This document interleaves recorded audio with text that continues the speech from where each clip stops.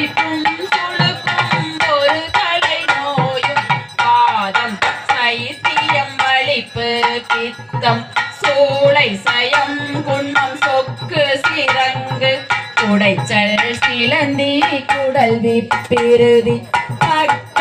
பிளவை படர் கொடை வாழை படுவன் படுவன் கைத்தாள் சிலந்தி பட்கு கரணை பருவரை யாப்பும்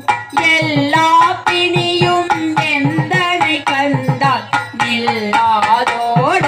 நீ என கருள்வார் ஈரேழுலகமும் என குறவாக ஆணும் பெண்ணும் அனைவரும் எனக்கா மன்னாளரசரும் மகிழ்ந்துறவாகவும் உன்னை துதிக்க உன் திருநாமம் சரவண பவனே